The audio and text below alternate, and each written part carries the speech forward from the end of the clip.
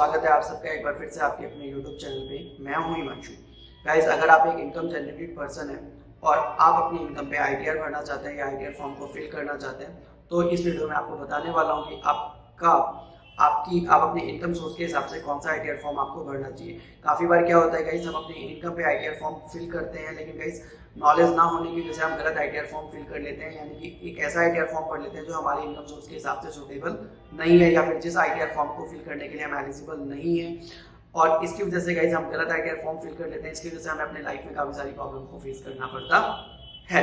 तो गाइस, आज की इस वीडियो में आपको बताऊंगा कि आप अपनी इनकम सोर्स के हिसाब से आपको कौन सा आईटीआर फॉर्म चूज करना चाहिए और कौन सा आईटीआर फॉर्म आपको भरना चाहिए, ताकि फ्यूचर में आपको कोई प्रॉब्लम फेस ना करनी पड़े। और आपके अंदर जो भी कंफ्यूजन है गाइस कि आपको अपने इनकम सोर्स के हिसाब से कौन सा आईटीआर फॉर्म भरना चाहिए, ITR 1, ITR 2, ITR 3, ITR 4, ITR 5, 6, 7, कौन सा आईटीआर फॉर्म आपको भरना चाहिए। तो अगर ये जितने भी कंफ्यूजन है गाइस, इस वीडियो में सारी कंफ्यूजन मैं दूर कर दूंगा।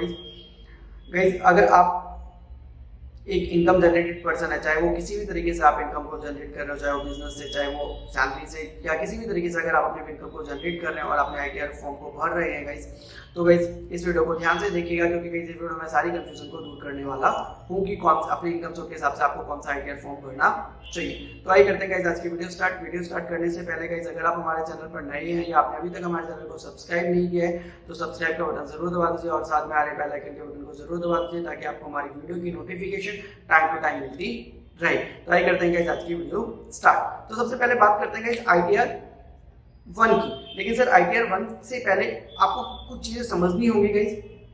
वो क्या सर, जैसे कि आप स्क्रीन पे देख पा रहे हैं गाइस कि सबसे पहले बात करते हैं कि इंडिविजुअल पर्सन की। अगर आप एक इंडिविजुअल पर्सन है, जैसे गाइस मैं एक इंडिविजुअल पर्सन हूँ, अगर कोई पर्सन है वो एक इंडिविजुअल पर्सन है, तो इंडिविजुअल पर्सन के लिए कौन कौन से आईटीआर फॉर्म होते हैं। तो अगर आप एक इंडिविजुअल पर्सन है तो हमारे लिए गाइस 4 आईटीआर फॉर्म होते हैं, आईटीआर 1, आईटीआर 2, आईटीआर 3 और आईटीआर फॉर्म। यानी कि अगर आप एक इंडिविजुअल पर्सन है तो इन चारों में से हम कोई एक आईटीआर फॉर्म भर सकते हैं।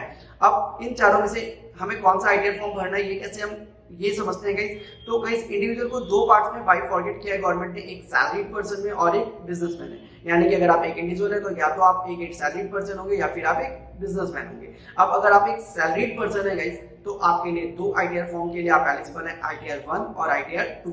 लेकिन अगर आप एक बिजनेस है तो आईटीआर 3 और आईटीआर 4, इन 2 फॉर्म के लिए आप एलिजिबल है। फिर से बता रहा हूँ गाइस, अगर आप एक इंडिविजुअल है और सैलरीड पर्सन है तो 2 फॉर्म के लिए एलिजिबल है, आईटीआर 1 और आईटीआर 2 के लिए। अगर आप बिजनेसमैन है तो आप आईटीआर 3 और आईटीआर फॉर्म के लिए एलिजिबल है।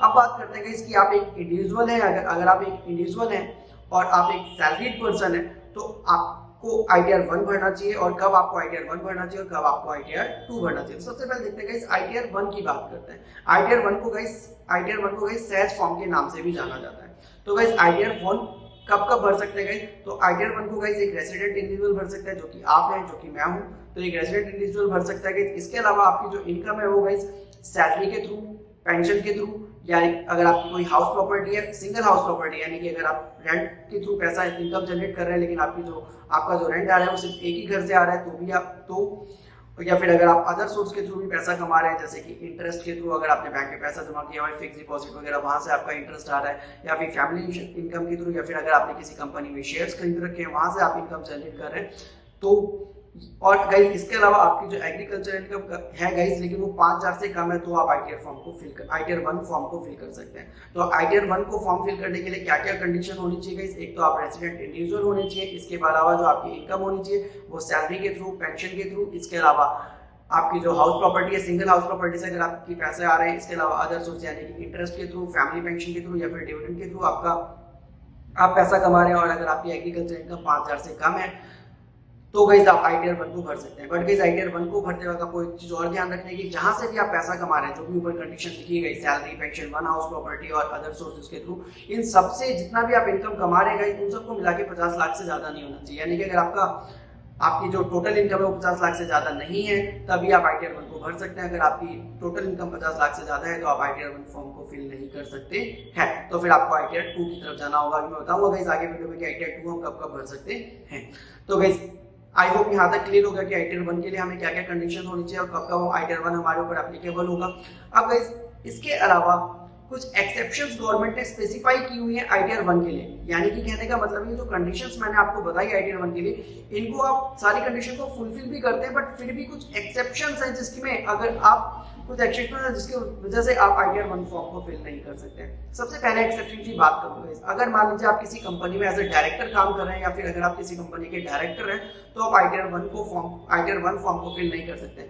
ये सारी कंडीशन आपने फुलफिल कर दी, बट गाइस अगर आप डायरेक्टर हैं तो आप ITR 1 को फिल नहीं कर सकते। इसके अलावा गाइस अगर आपने किसी कंपनी के अनलिस्टेड इक्विटी शेयर ले रखे हैं तो गाइस आप ITR 1 फॉर्म को फिल नहीं कर सकते। इसके अलावा गाइस अगर आपने किसी कंपनी, अगर आपकी कोई प्रॉपर्टी विदेश में है यानी कि इंडिया से बाहर आपने कोई प्रॉपर्टी ले रखी है, यानी कि इंडिया से बाहर आपकी कोई प्रॉपर्टी आपने एक्वायर कर रखी है तो आप ITR 1 को फिल नहीं कर सकते। सारी कंडीशन फुलफिल होने के बाद भी आप ITR 1 को फिल नहीं कर पाएंगे अगर आपकी property guys out of India है या आउट ऑफ कंट्री है। तो इसके अलावा गाइस अगर आप कहीं आपकी जो इनकम है वो आउट ऑफ इंडिया से जनरेट हो रही है या फिर अगर आप फॉरेन से किसी भी तरीके से अपनी इनकम को जनरेट कर रहे हैं तो आप ITR 1 के लिए एलिजिबल नहीं है गाइस। चाहे आपने सारी कंडीशन फुलफिल क्यों ना की हो, बट फिर भी आप ITR 1 के लिए एलिजिबल नहीं माने जाएंगे। इसके अलावा गाइस आप TDS अंडर सेक्शन 194N के थ्रू भी अगर आपने अपनी लास्ट ईयर में अपने कैश को विड्रॉ किया 1 करोड़ से ज्यादा तो गाइस आप ITR 1 के लिए एप्लीकेबल नहीं माने जाएंगे। आप सारी कंडीशन को फुलफिल कर लीजिए, लेकिन अगर आपने पिछले साल 1 करोड़ से ज्यादा अगर आपने इनकम को विड्रॉ किया है तो आप ITR 1 के लिए एलिजिबल नहीं माने जाएंगे। इसके अलावा गाइस ITR 1 में गाइस कैजुअल इनकम इंक्लूड नहीं होती है गाइस। कैजुअल इनकम का मतलब क्या है गाइस, अगर आप लॉटरी के थ्रू पैसे को जनरेट कर रहे हैं या हॉर्स रेसेस के थ्रू अगर आप पैसे को जनरेट कर रहे हैं या लीगल गैम्बलिंग के थ्रू आपने पैसे को जनरेट किया तो आप ITR 1 के लिए एलिजिबल नहीं माने जाएंगे। तो ये गाइस सारी चीजें मैंने स्क्रीन पे मेंशन की हुई है, आप इसको देख सकते हैं, इसका स्क्रीनशॉट लिख सकते हैं और प्रॉपर्ली एनालाइज कर सकते हैं कि इसके हिसाब से आप ITR 1 के लिए सुटेबल है या नहीं। तो गाइस मैंने सारी चीजें मेंशन की, क्या एप्लीकेबिलिटी है और क्या एक्सेप्शन है ITR 1 के लिए। तो गाइस ये तो रही ITR 1 की बात। अब बात करते हैं गाइस ITR 2 के लिए। तो गाइस ITR 2 की अगर मैं बात करूं तो गाइस ITR 2 जो है वो एक्सटेंशन पार्ट है ITR 1 का। एक्सटेंशन पार्ट का मतलब क्या है गाइस, जो इंडिविजुअल या जो सैलरीड पर्सन ITR 1 के लिए एलिजिबल नहीं थे गाइस वो अब ITR 2 की तरफ मूव हो जाएंगे। सर अब बात करते हैं कि ITR 2 को कौन कौन भर सकते हैं और ITR 1 में कौन कौन नहीं भर सकते थे और वो अब ITR 2 को भर सकते हैं। देखते हैं गाइस। तो सबसे पहले गाइस सेम वही चीज ITR 1 की तरह, जैसे ITR 1 में इंडिविजुअल था, यहाँ पे भी इंडिविजुअल और HUF ITR 2 फॉर्म को फिल कर सकते हैं। यहाँ पे गाइस वहां पे जो इनकम थी गाइस सैलरी के थ्रू, ये ITR 1 में सैलरी, ITR 2 में भी सैलरी होगी। ITR 1 में पेंशन, ITR 2 में भी पेंशन होनी चाहिए। ITR 1 और ITR 2 में गाइस ITR 1 में सिंगल हाउस प्रॉपर्टी से आपका रेंट आना चाहिए था, बट गाइस ITR 2 में वो एक्सेप्शन हटा दी गई है। यहाँ पे गाइस आपकी जो हाउस प्रॉपर्टी है, एक से ज्यादा हाउस प्रॉपर्टी से भी अगर आपकी इनकम आ रही है तो आप ITR 2 के लिए एलिजिबल माने जाएंगे। बट अगर आपके पास एक हाउस प्रॉपर्टी से आ रहा है तो आप ITR 1 को भर सकते हैं। अगर आपकी एक से ज्यादा हाउस प्रॉपर्टी है तो आप ITR 2 की तरफ चले जाएंगे। इसके अलावा गाइस अदर सोर्स से अगर आपकी इनकम आ रही है, लाइक फैमिली इंटरेस्ट के थ्रू, फैमिली पेंशन के थ्रू या डिविडेंड के थ्रू अगर आपकी इनकम आ रही है तो आप ITR 2 को भर सकते हैं। इसके अलावा गाइस ITR 1 में एक और एक्सेप्शन थी कि वहां पे कैजुअल इनकम इंक्लूड नहीं थे, बट ITR 2 में कैजुअल इनकम भी इंक्लूड है। लाइक अगर आप लॉटरी के थ्रू पैसा कमा रहे हैं या फिर अगर आप हॉर्स रेसेस के थ्रू पैसा अर्न कर रहे हैं या फिर लीगल गैम्बलिंग के थ्रू आप पैसा जनरेट कर रहे हैं तो आप ITR 2 को भर सकते हैं, जो कि ITR 1 में एक लिमिटेशन थी। इसके अलावा गाइस ITR 1 में एक और लिमिटेशन थी, आपकी जो टोटल इनकम है वो 50 लाख से कम होनी चाहिए थी। यहाँ पे गाइस आपकी इनकम अगर 50 लाख से ज्यादा है तो भी आप ITR 2 को भर सकते हैं। एक और एक्सेप्शन ये थी गाइस ITR 1 में, एक और एक्सेप्शन थी गाइस ITR 1 में कि आपकी जो एग्रीकल्चरल इनकम थी वो 5000 से कम होनी चाहिए, जबकि ITR 2 में ऐसा नहीं है गाइस। ITR 2 में अगर आपकी इनकम एग्रीकल्चर इनकम 5000 से ज्यादा है तो भी आप ITR 2 को भर सकते हैं। बट गाइस कहने का मतलब क्या है गाइस कि जो इंडिविजुअल या सैलरीड पर्सन ITR 1 को नहीं भर सकते थे वो ITR 2 की तरफ मूव कर जाएंगे और वहां पे जो रिस्ट्रिक्शन थे, वहां पे जो लिमिटेशन थे, यानी कि वहां के जो एक्सेप्शंस थे वो एक्सेप्शंस ITR 2 में हटा दिए गए हैं। इसीलिए मैंने बोला था स्टार्टिंग में कि ITR 2 is the extension part of ITR 1। इसके अलावा गाइस बस ITR 2 में एक लिमिटेशन है गाइस, जो आपको ध्यान रखनी है कि आपकी जो इनकम है वो बिजनेस इनकम नहीं होनी चाहिए, यानी कि आप जो इनकम जनरेट कर रहे हैं वो बिजनेस से जनरेटेड इनकम नहीं होनी चाहिए। अगर आपकी इनकम बिजनेस से जनरेटेड है तो आप ITR 2 को नहीं भर सकते हैं, लेकिन अगर आपकी इनकम बिजनेस से जनरेटेड नहीं है तो आप ITR 2 को इजीली भर सकते हैं। तो गाइस ITR 1 और ITR 2 मैंने आपको समझाया गाइस ब्रीफली कि कब किस टाइम पे किस सिचुएशन में आप ITR 1 भर सकते हैं, किस सिचुएशन में आप ITR 2 भर सकते हैं। तो ये जो मैंने स्क्रीन पे मेंशन किया वो इनका स्क्रीनशॉट लीजिए, अपने स्क्रीनशॉट ले लीजिए गाइस, इनको एनालाइज करिए कि इसके हिसाब से आप अपने इनकम सोर्स को देखिए और इसके हिसाब से आप ITR फॉर्म को चूज करिए। अब बात करते हैं गाइस ITR 3 की। तो वीडियो के स्टार्टिंग में मैंने आपको बताया था कि इंडिविजुअल को दो पार्ट में डिवाइड किया गया है, एक सैलरीड पर्सन में और एक बिजनेसमैन में। तो सैलरीड पर्सन के लिए तो भाई दो ITR होते हैं, ITR 1 और ITR 2, दोनों ही मैंने बिल्कुल अच्छे से ब्रीफली एक्सप्लेन कर दिया। अब बात करते हैं गाइस बिजनेसमैन के लिए। तो बिजनेसमैन के लिए मैंने आपको वीडियो के स्टार्टिंग में बताया था कि अगर आप एक बिजनेसमैन है तो आपके लिए दो ITR फॉर्म है गाइस, ITR 3 और ITR 4। अब बात करते हैं गाइस कि किस टाइम पे आपको ITR 3 भरना चाहिए और किस टाइम पे आपको ITR 4 भरना चाहिए। तो सबसे पहले बात करते हैं गाइस ITR 4 के बारे में, फिर हम बात करेंगे ITR 3 के बारे में। तो अगर मैं ITR 4 की बात करूंगा तो गाइस इसको कौन कौन फिल कर सकता है, तो एक रेसिडेंट इंडिविजुअल भर सकता है, जो मैंने आपको वीडियो के स्टार्टिंग में बताया था कि अगर आप एक रेसिडेंट इंडिविजुअल है तो आपके लिए ITR 4 है। इसके अलावा अगर आप एक रेसिडेंट HUF है यानी कि हिंदू अनडिवाइडेड फैमिली है तो भी आप ITR 4 को भर सकते हैं। इसके अलावा अगर आप एक फर्म को चलाते हैं तो भी आप ITR 4 को भर सकते हैं। बट गाइस फर्म में गाइस आपका एक LLP नहीं होना चाहिए यानी कि लिमिटेड लायबिलिटी पार्टनरशिप नहीं होनी चाहिए। इसके अलावा आप कोई भी फर्म अगर ऑपरेट कर रहे हैं तो आप ITR 4 को भर सकते हैं। ITR 4 को गाइस सुगम फर्म के नाम से भी जाना जाता है। इसके अलावा गाइस आपकी जो ITR 4 को भरने के लिए आपकी इनकम सोर्स होनी चाहिए, वो कहाँ से होनी चाहिए। तो सैलरी के थ्रू अगर आप इनकम को जनरेट कर रहे हैं या फिर पेंशन के थ्रू आप इनकी इनकम जनरेट हो रही है या फिर गाइस आपकी हाउस प्रॉपर्टी के थ्रू आप इनकम को जनरेट कर रहे हैं। बट गाइस हाउस प्रॉपर्टी यहाँ पे वन हाउस प्रॉपर्टी होनी चाहिए यानी कि आपकी जो हाउस प्रॉपर्टी है वो सिंगल हाउस प्रॉपर्टी होनी चाहिए, तभी आप ITR 4 को भर सकते हैं। इसके अलावा गाइस कैपिटल गेन के थ्रू अगर आप इनकम को जनरेट कर रहे हैं तो भी आप गाइस क्या कर सकते हैं, ITR 4 को फिल कर सकते हैं। कैपिटल गेन का मतलब है अगर आपने कोई प्रॉपर्टी को सेल करके भी अपनी इनकम को जनरेट कर रहे हैं तो आप ITR 4 को भर सकते हैं। इसके अलावा गाइस बिजनेस एंड प्रोफेशन से अगर आप अपनी इनकम को जनरेट कर रहे हैं तो आप ITR 4 को भर सकते हैं। तो मैंने इस वीडियो के स्टार्टिंग में बताया था कि आप अगर बिजनेसमैन है तो आपके लिए ITR 3 और ITR 4 है। तो अगर आप ITR 4 को भर रहे हैं तो ऑब्वियस सी बात है गाइस अगर आप एक बिजनेसमैन है तो बिजनेस से तो आप इनकम जनरेट कर ही नहीं होंगे। बट गाइस यहाँ पे एक ध्यान देने वाली बात है कि इस स्क्रीन के स्टार्टिंग में देखिए मैंने आपको इनकम हैविंग इनकम फॉर्म के नीचे आपको बताया कि इसको ITR 4 को भरने के लिए अगर आप सैलरी के थ्रू भी इनकम जनरेट कर रहे हैं तो भी आप ITR 4 को भर सकते हैं। जबकि तो गाइस बात माइंड में कंफ्यूजन है कि सर अभी तो आपने बताया कि सैलरीड पर्सन के लिए ITR 1 और ITR 2 है, तो यहाँ पे ITR 4 में सैलरी का क्या था। तो गाइस कभी कभी क्या होता है, कुछ ऐसे बिजनेसमैन होते हैं जो गाइस अपने बिजनेस को तो चलाते हैं बट साथ साथ क्या करते हैं, कहीं पे जॉब भी कर रहे होते हैं तो वहां से भी कुछ इनकम को जनरेट कर रहे होते हैं। सपोज अगर आपका बिजनेस है गाइस 8 घंटे अगर आप बिजनेस को देते हैं तो कुछ घंटे कहीं और जाके आप जॉब कर रहे हैं तो वहां से अगर आपकी सैलरी ऑप्ट आउट हो रही है या आप वहां से सैलरी को जनरेट कर रहे हैं तो वो सैलरी अगर तो गाइस यहाँ पे दोनों चीजें, आप सैलरी को भी जनरेट कर रहे हैं और आप बिजनेस से भी पैसा कमा रहे हैं तो आप ITR 1 में नहीं जाएंगे, आप ITR 4 की तरफ जाएंगे। तो गाइस इसके अलावा अगर मैं बात करूं इसमें कुछ एक्सेप्शंस है गाइस। एक्सेप्शंस क्या है गाइस, इसमें जो जितनी भी आपकी इनकम है, जो भी मैंने आपको बताया सैलरी के थ्रू, पेंशन के थ्रू, वन हाउस प्रॉपर्टी या कैपिटल गेन या अदर सोर्स के थ्रू या आप बिजनेस से जो इनकम जनरेट कर रहे हैं, जितनी भी आपकी इनकम है वो गाइस 50 लाख से ज्यादा नहीं होनी चाहिए। यानी कि कहने का मतलब है गाइस इसके अलावा आप मान लीजिए ये सारी कंडीशन आपने फुलफिल कर ली ITR 4 के लिए, जो भी कंडीशन उन्होंने बताई, जो भी चीजें एलिजिबिलिटी है वो सारी चीजें आपने फुलफिल कर दी, बट फिर भी गवर्नमेंट ने कुछ एक्सेप्शन स्पेसिफाई किए कि ये सारी कंडीशन के बाद भी आप ITR 4 के लिए एलिजिबल नहीं है। वो कौन कौन से एक्सेप्शन है गाइस, सेम एक्सेप्शंस हैं गाइस जो ITR 1 में थे, वही एक्सेप्शंस यहाँ पे ITR 4 में दे दिए गए हैं गवर्नमेंट के थ्रू। मैं इसको एक बार दोबारा रिपीट कर देता हूँ। अगर आप किसी कंपनी में डायरेक्टर हैं तो आप ITR 4 के लिए एलिजिबल नहीं है। ये सारी कंडीशन जो मैंने आपको बताई ये सारी फुलफिल करने के बाद भी अगर आप एक डायरेक्टर हैं तो आप उसके लिए एलिजिबल नहीं है। इसके अलावा गाइस अगर आपने किसी अनलिस्टेड कंपनी के इक्विटी शेयर खरीद रखे हैं तो आप ITR 4 के लिए एलिजिबल नहीं है। इसके अलावा गाइस अगर आपकी एग्रीकल्चर इनकम 5000 से ज्यादा है तो भी आप ITR 4 के लिए एलिजिबल नहीं है। वही गाइस इसमें भी कैजुअल इनकम इंक्लूड नहीं है। कैजुअल इनकम मैंने आपको बताया लॉटरी वगैरह, हॉर्स रेसेस और उसके अलावा गाइस लीगल गैम्बलिंग, अगर आप लीगल गैम्बलिंग के थ्रू आप इनकम जनरेट करें तो आप ITR 4 के लिए एलिजिबल नहीं है। इसके अलावा गाइस एक लिमिटेशन ITR 4 से इसमें एक्स्ट्रा है, वो क्या लिमिटेशन है गाइस कि आपकी जो बिजनेस का टर्नओवर है यानी कि आपकी जो बिजनेस की सेल रिवेन्यू है वो 2 करोड़ से ज्यादा नहीं होनी चाहिए पूरे साल में। कहने का मतलब है अगर आपकी जो बिजनेस की सेल रिवेन्यू वो 2 करोड़ रुपए से ज्यादा है तो भी आप ITR 4 के लिए फिर एलिजिबल नहीं माने जाएंगे, चाहे आप ये सारी कंडीशन को फुलफिल क्यों ना करें। अगर आपकी बिजनेस रिवेन्यू अगर आपके 2 करोड़ से ज्यादा है तो आप ITR 4 के लिए एलिजिबल नहीं माने जाएंगे। अब ITR 4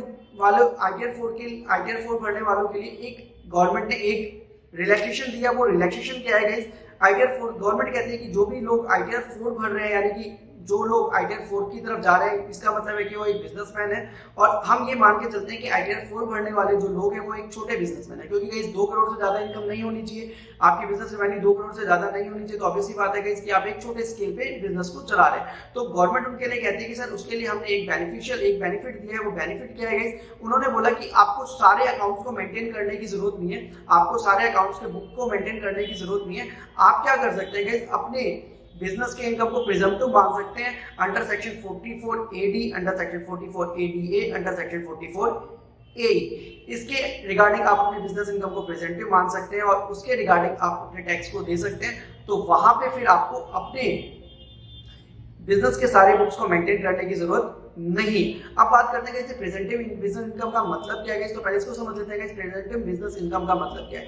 गवर्नमेंट कहती है कि आप अपने टर्नओवर का, यानी कि आप जितना भी बिजनेस में आप पूरे साल में जितनी भी आप रेवेन्यू को जनरेट करते हैं, मान लीजिए उसका एक अमाउंट फिक्स कर लीजिए और उस अमाउंट का कुछ परसेंटेज मान के आप हमें टैक्स पे कर दीजिए। इसके बाद आपको कोई भी बुक मेंटेन करने की जरूरत नहीं। हम ये मान के चलेंगे कि आपके सारे बुक मेंटेन है और हम उसके आपके ऊपर कोई लीगल एक्शन नहीं लेंगे। यानी कि मान लीजिए कोई भी पूरे साल में, मान लीजिए आपने पिछले साल में आपने 1.5 करोड़ रुपए कमाया, 1.5 करोड़ या 1,70,000 रुपए, 1 करोड़ 70 लाख रुपए तक आपकी रेवेन्यू गई, उसका कुछ परसेंटेज आप पहले ही प्रिज्यूम करके कि इस साल भी हमारा उतना ही इनकम आने वाला है, वो आप गवर्नमेंट को अगर पे कर देते हैं तो आपको सारे अकाउंट्स के बुक रिकॉर्ड को मेंटेन करने की जरूरत नहीं है। यानी कि गाइस वो जो प्रेजेंटिव टैक्स रेट है मेनली गाइस 8% होता है, कि आप जितना भी आपकी रेवेन्यू है उस रेवेन्यू का 8% अगर आप गवर्नमेंट को दे देते हैं तो आपको कोई भी अकाउंटिंग बुक को मेंटेन करने की जरूरत नहीं है। इसमें एक और रिलैक्सेशन दी गई है गाइस कि अगर आपकी इनकम जो है बिजनेस में वो गाइस डिजिटल मोड पे है, यानी कि आप किसी डिजिटल मोड के थ्रू अगर आप पैसे को जनरेट कर रहे हैं यानी कि बिजनेस में, तो गाइस उसमें आपका जो 8% है वो कम हो जाता है 2% से, और फिर 6% ही आपको गवर्नमेंट को पे करना होता है, और उसके बाद आपको आपके बिजनेस में अकाउंट बुक मेंटेन करने से रिलैक्सेशन मिल जाती है। तो गाइस ये ITR 4 के लिए कुछ चीजें थी गाइस कि आप एक रेजिडेंट इंडिविजुअल होनी चाहिए, रेजिडेंट HUF होनी चाहिए, आपका एक फर्म होना चाहिए, LLP नहीं हो सकता, उसमें सैलरी के थ्रू इनकम होनी चाहिए, पेंशन के थ्रू, वन हाउस प्रॉपर्टी के थ्रू, कैपिटल गेन होना चाहिए, अदर सोर्स से आप इनकम जनरेट कर रहे हैं, बिजनेस प्रोफेशन से आप इनकम जनरेट कर रहे हैं तो आप ITR 4 को भर सकते हैं। इसमें आपके पास रिलैक्सेशन देगा इस प्रेजेंटिव इनकम की, कि अगर आपने अपने रेवेन्यू का कुछ परसेंट पहले ही गवर्नमेंट को दे दिया 8% या 6% के अकाउंट, तो आपको कोई भी अकाउंट को मेंटेन करने की जरूरत नहीं है। बट गाइस ITR 4 को भरने के लिए एक और मेन जो लिमिटेशन है वो ये कि आपकी जो टोटल इनकम है किसी भी सोर्सेज से मिला के, सभी सोर्सेज से मिला के वो 50 लाख से ज्यादा नहीं होनी चाहिए। एग्रीकल्चर इनकम आपकी 5,000 से कम होनी चाहिए, किसी कंपनी में आप डायरेक्टर नहीं होनी चाहिए, इसके अलावा आपकी जो इक्विटी शेयर है आपकी अनलिस्टेड, किसी कंपनी के अनलिस्टेड इक्विटी शेयर आपने नाम कर दिए हुए हो तो आप ITR 4 को भर सकते हैं। इसके बाद गाइस ये सारी चीजें मैंने मेंशन की है स्क्रीन पे गाइस। ऑब्वियसली बात है कि चीजें याद नहीं पाती तो आप इसका स्क्रीनशॉट ले सकते हैं और फिर एनालाइज कर सकते हैं कि आप ITR 4 के लिए एलिजिबल है या नहीं है। अब बात करते हैं गाइस ITR 3 के लिए। तो guys ITR 3 is the extension part of ITR 4। जैसे कि गाइस ITR 2 एक्सटेंशन था ITR 1 का, ऐसे ही ITR 3 जो है एक्सटेंशन है वो ITR 4 का। इसमें क्या होता है गाइस, जो लिमिटेशंस ITR 4 में थी वो लिमिटेशंस हटा दी गई है और ITR 3 को बना दिया गया, यानी कि ITR 4 की जो लिमिटेशन थी उसको हटा के ITR 3 में हटा दिया गया ITR 3 में। तो अब बात करते हैं कि ITR 3 के लिए क्या क्या चीजें हो सकती हैं। वही सेम गाइस जो ITR 4 के लिए था वही ITR 3 के लिए, और जो ITR 4 में जो लिमिटेशन थी उसको आप ITR 3 में हटा दीजिए। फिर से मैं एक बार रिपीट कर देता हूँ सारी चीजों को गाइस, किस किस के लिए ITR 3 एप्लीकेबल है। अगर आप एक इंडिविजुअल है, एक HUF है, रेजिडेंट इंडिविजुअल या रेजिडेंट HUF है, तो आप ITR 3 को भर सकते हैं। इसके अलावा जो आपकी इनकम सोर्स है वो सैलरी से होनी चाहिए, वो पेंशन से होनी चाहिए। इसके बाद ITR 4 में याद करिएगा वहाँ पे वन हाउस प्रॉपर्टी थी, यहाँ पे more than one house property, यानी कि आप एक से ज्यादा आपके घर है वहां से आप रेंट कमा रहे हैं तो भी आप ITR 3 को भर सकते हैं। इसके अलावा बिजनेस एंड प्रोफेशन से अगर आप इनकम जनरेट कर रहे हैं तो आप ITR 3 को भर सकते हैं। इसके अलावा अदर सोर्सेज से भी अगर आप इनकम को जनरेट कर रहे हैं तो आप ITR 3 को भर सकते हैं। याद करिएगा इस ITR 4 में कैजुअल इनकम इंक्लूड नहीं थी, लेकिन ITR 3 में कैजुअल इनकम इंक्लूड है। गवर्नमेंट कहती है कि अगर आप कैजुअल इनकम, आप एक बिजनेसमैन है और आपकी कुछ कैजुअल इनकम है, यानी कि लाइक लॉटरी के थ्रू, हॉर्स रेसेस के थ्रू या लीगल गैम्बलिंग के थ्रू भी आप पैसा जनरेट कर पा रहे हैं तो आप ITR 3 को भर सकते हैं। इसके अलावा गाइस आप ITR 4 में याद करिएगा वहाँ पे 5,000 से आपकी जो एग्रीकल्चर इनकम थी वो 5,000 से कम होनी चाहिए, बट यहाँ पे वो लिमिटेशन नहीं है। अगर आपकी एग्रीकल्चर इनकम 5,000 से ज्यादा है तो भी आप ITR 3 को भर सकते हैं। इसके अलावा गाइस यानी कहने का मतलब है जो लिमिटेशन ITR 1 या ITR 3 में थी, ITR 4 में थी, वो लिमिटेशन ITR 3 में नहीं है। वहां पे गाइस क्या था गाइस, आपकी जो टोटल इनकम थी वो 50 लाख से, ITR 4 में क्या था गाइस, आपकी जो टोटल इनकम थी वो 50 लाख से कम होनी चाहिए, बट गाइस यहाँ पे जो आपकी टोटल इनकम है 50 लाख से ज्यादा भी हो सकती है। यहाँ पे ऐसी कोई लिमिटेशन नहीं है। इसके अलावा गाइस याद करिए ITR 4 में एक और लिमिटेशन थी कि आपका जो टर्नओवर होना चाहिए वो 2 करोड़ तक का होना चाहिए पूरे साल का, जबकि ITR 3 में ऐसी कोई लिमिटेशन नहीं है। आपका कितना भी टर्नओवर हो आप ITR 3 को भर सकते हैं। यानी कि कहने का मतलब है कोई भी इंडिविजुअल या बिजनेसमैन जो ITR 4 के लिए एलिजिबल नहीं है वो ITR 3 को भर सकता है। यानी कि ITR 4 में जो लिमिटेशंस थी वो लिमिटेशंस ITR 3 पे एप्लीकेबल नहीं होती। तो एनालाइज करिएगा इसकी, अगर आप ITR 4 के लिए एप्लीकेबल है तो ITR 4 को आप भर सकते हैं, अगर आप ITR 3 के लिए एप्लीकेबल है तो आप ITR 3 को भर सकते हैं। सेम वही गाइस, एक बार मैं सारी चीजें दोबारा बता रहा हूँ। यानी कि अगर आप एक इंडिविजुअल है और सैलरीड पर्सन है तो या तो ITR 1 या ITR 2। ITR 1 में जो चीजें हैं, अगर आप ITR 1 के लिए नहीं एलिजिबल है तो आप ITR 2 में आ जाइए, क्योंकि ITR 2 में वो रिस्ट्रिक्शंस हटा दी गई है। अगर आप एक बिजनेसमैन है तो या तो ITR 3 या ITR 4। पहले आप देखिएगा इस ITR 4 में अगर आप एलिजिबल है तो आप ITR 4 को भरिए, लेकिन अगर आप ITR 4 के लिए एलिजिबल नहीं है तो आप ITR 3 में आ जाइए, क्योंकि ITR 3 में वो ITR 4 की जो लिमिटेशंस है वो हटा दी गई है। तो गाइस ये तो गाइस इंडिविजुअल की बात हो गई कि अगर आप एक इंडिविजुअल है, चाहे वो सैलरीड पर्सन हो चाहे वो बिजनेसमैन हो, तो आप कौन कौन सा ITR भर सकते हैं, ITR 1, ITR 2, ITR 3 या ITR 4। अब बात करते हैं गाइस ITR 5 के बारे में, ITR 5, 6 और 7 के बारे में। ITR 1, 2, 3, 4 तो गाइस इंडिविजुअल्स के था, अब वो इंडिविजुअल को बाय फॉरगेट कर दिया गया था। अब ITR 5, 6 और 7 ये गाइस किसी फर्म के लिए, किसी कंपनी के लिए, किसी LLP के लिए या फिर किसी चैरिटेबल ट्रस्ट के लिए होते हैं। अब ITR 5 किसके लिए होता है, ITR 6 किसके लिए होता है, या ITR 7 किसके लिए होता है, ये एक पर्टिकुलरली हम बात कर लेते हैं। बट ITR 5, 6, 7 का इंडिविजुअल से कोई लेना देना नहीं है। अगर आप इंडिविजुअल है तो 5, 6, 7 के बारे में आपको नहीं सोचना है। अब बात करते हैं ITR 5 के बारे में। तो ITR 5 कहाँ किस किस के लिए एप्लीकेबल है, तो गाइस अगर आप AOP है या आर्टिफिशियल ऑफ पर्सन है, या फिर अगर आप POI है, या फिर अगर आप कोई लोकल अथॉरिटी है, या आपकी कोई NLP है, लिमिटेड लायबिलिटी पार्टनरशिप है, या कोई आप फर्म को ऑपरेट कर रहे हैं, या फिर अगर आपकी कोऑपरेटिव सोसाइटी है तो आप ITR 5 को भर सकते हैं। AOP हो, POI हो, लोकल अथॉरिटी हो या LLP हो, या कोई भी ऑर्गेनाइजेशन होगा जो मैंने स्क्रीन पे मेंशन की हुई, इससे अगर आप ऐसे कोई ऑर्गेनाइजेशन को रन कर रहे हैं तो आप ITR 5 के लिए एलिजिबल है। ITR 6 की बात करूंगा तो ITR 6 क्या है गाइस, ITR 6 जो है गाइस ये एक एक्सक्लूसिव फॉर्म है जो किसी कंपनी के लिए दी जाती है। यानी कि अगर आप किसी कंपनी को रन कर रहे हैं, आप किसी कंपनी को ऑपरेट कर रहे हैं, तो आप ITR 5 को फिल नहीं कर सकते, आपको ITR 6 पे जाना होगा। यानी कि आप अगर आप ITR 6 की तरफ जा सकते हैं गाइस। उसमें गाइस एक एक्सेप्शन है कि आपने अंडर सेक्शन 11 के रिगार्डिंग कोई क्लेम फाइल ना की हो। अगर आपने क्लेम फाइल कर रखी है तो गाइस ITR 6 आप नहीं भर सकते फिर, लेकिन अगर आपने कोई क्लेम फाइल नहीं कर रखी तो एक आप और कंपनी को ऑपरेट कर रहे हैं तो आप ITR 6 को फिल कर सकते हैं। इसके अलावा बात करो गाइस अगर आप ITR 7 की, तो ITR 7 गाइस किस किस के लिए एप्लीकेबल हो। अगर आप एक चैरिटेबल ट्रस्ट है या एक रिलीजियस ट्रस्ट है तो आप ITR 7 को भर सकते हैं अंडर सेक्शन 139(4)A के रिगार्डिंग। अगर आप एक पॉलिटिकल पार्टी के CEO है तो आप क्या कर सकते हैं, अगर आप पॉलिटिकल पार्टी के CEO है तो आप ITR 7 को भर सकते हैं। अगर आप एक इलेक्टोरल ट्रस्ट है तो आप ITR 7 को भर सकते हैं। इसके अलावा अगर आप एक रिसर्च ऑर्गेनाइजेशन है या कोई न्यूज चैनल है तो गाइस आप ITR 7 को भर सकते हैं। इसके अलावा अगर आप कोई यूनिवर्सिटी है या किसी कॉलेज को रन कर रहे हैं और वहां से इनकम को जनरेट कर रहे हैं तो आप ITR 7 को भर सकते हैं। बात करोगे चैरिटेबल ट्रस्ट के लिए अंडर सेक्शन 4A के रिगार्डिंग, अगर आप पॉलिटिकल पार्टी से रिलेटेड तो अंडर सेक्शन 139(4)B, अगर आप रिसर्च ऑर्गेनाइजेशन से तो अंडर सेक्शन 139(4)C, अगर आप एक यूनिवर्सिटी कॉलेज को रन कर रहे हैं तो अंडर सेक्शन 139(4)D को आप भर सकते हैं। तो गाइस पूरा का पूरा मैंने सारे ITR को भर दिया गाइस। आई होप ये सारी चीजें आपको समझ में आ गई होंगी गाइस कि आपको अपने इनकम सोर्स के हिसाब से कौन सा ITR फॉर्म भरना है गाइस। तो आप अपनी इस वीडियो को ध्यान पूरा देखिए एक दो बार गाइस और उसके हिसाब से एनालाइज करिए कि अपने इनकम सोर्स के हिसाब से आप किस ITR के लिए एलिजिबल है और कौन सा ITR फॉर्म आपको भरना चाहिए। तो आई होप गाइस सारी चीज आपको क्लियर हो गई होगी। तो प्लीज गाइस वीडियो को एक दो बार ध्यान से देखिए, स्क्रीनशॉट लीजिए जो चीजें मैंने मेंशन की है उसके हिसाब से एनालाइज करिए कि कौन सा ITR फॉर्म भरना है। बट फिर भी अगर कोई डाउट रहता है तो प्लीज कमेंट सेक्शन में जाके कमेंट करिएगा, मैं पूरी कोशिश करूंगा आपके डाउट्स को जल्द से जल्द क्लियर करने की। अगर गाइस ITR भरने में आप किसी प्रोफेशनल की मतलब हेल्प लेना चाहते हैं या हमारे थ्रू ITR को भरवाना चाहते हैं तो प्लीज गाइस हमसे कांटेक्ट करिए। हमारा contact number email ID description में दिया हुआ है तो आप हमसे कांटेक्ट कर सकते हैं अगर आप हमारे थ्रू ITR को भरवाना चाहते हैं। तो गाइस आई होप मोटा मोटा मैंने सारी चीजें बता दी हैं, जितने मेन कंफ्यूजन होते हैं कि कौन सा आईटीआर आपको भरना चाहिए। तो गाइस प्लीज इस वीडियो को ध्यान से देखिए। अगर आपको वीडियो अच्छी लगी तो प्लीज अपने फ्रेंड्स के साथ भी शेयर करिएगा ताकि उनको भी इसका फायदा मिल सके। तब तक के लिए guys thanks for watching guys, have a nice day.